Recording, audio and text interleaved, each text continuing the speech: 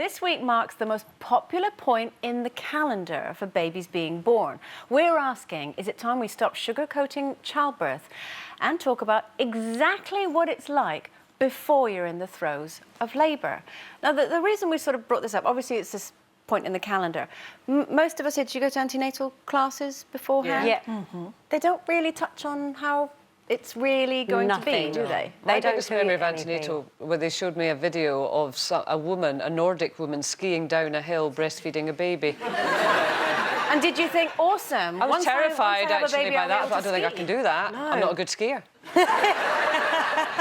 That's like I used to watch the tampon adverts and think, awesome, I've always been able to, I've always wanted to be able to roller skate. Yeah.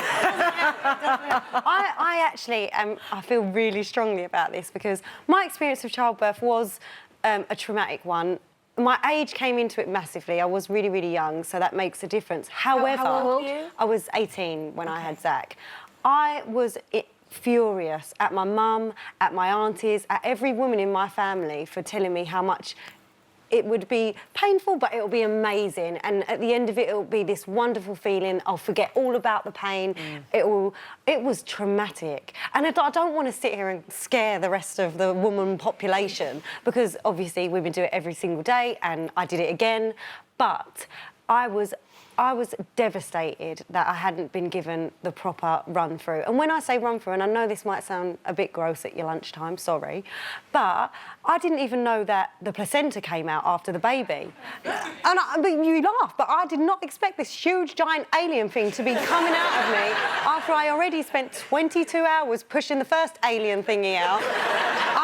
And I was mortified. I wasn't told about stitches. I wasn't told about how to deal with it afterwards. Yeah. And it ruined my experience. It put me in a really dark place. And I think it's so important that as women who have been through it, we speak about our experiences truthfully. Had you had the opportunity, do you feel that you had had the opportunity before you had the baby to ask those questions? Yeah. And you went to weren't given the antenatal answers? Classes. I asked my mum, I asked my aunties and all of the women in my family that had had children. So I asked about it. Because obviously you see the films and everyone's like, I'm in labour. Yeah. It's not like that either. So you just assume, you're like, oh, is it really going to hurt? And people go, no.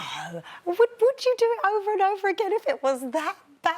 Yeah. It was that bad. But the thing is, people have different experiences. I mean, we've got lots of texts and messages, but the first two, one says, yes, we need the truth. Both my births were hideously traumatic, and if I went into high schools and told everyone, the teenage pregnancy rate would plummet. Yeah. And then the next one, Stacey, funnily enough, my births, 4 of them, including twins, have all been easy and straightforward. So don't scare people.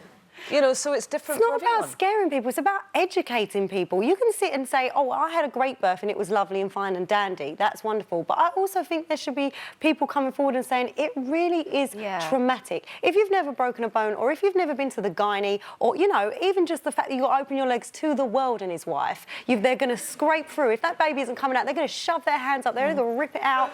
You know, just be honest about it. That is what's happening. I had full on up to the arms, ripping this baby out, and then the placenta. Do you think rip's the right word? I know. Oh yeah, they were tugging. Yeah, they weren't gently coaxing it out. you're just making me think of all creatures great and small. Yeah, Oh, sorry. but it is the moment where life does get a bit like that, isn't it? It is. You It become you are an animal giving birth. You must have loved it. You went back 5 times. Well, I can't believe I did.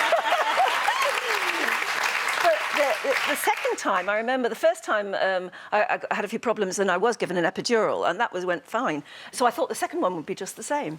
But I was in a different country, in a different hospital, and me screaming, I want an epidural and I want it now, made no difference because the midwife was never around. They kept, I was obviously in a hospital in Australia, this was, where there were very few midwives on that night and you couldn't get one.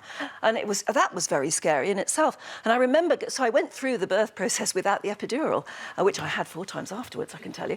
And I remember going through the whole thing and afterwards being quite shocked that I was shaking so violently. I was in such shock that I had to hand the baby to my husband. Just, you hold him for a while. I just need to sort of try and live through the next 5 minutes. Yeah, it was terrifying.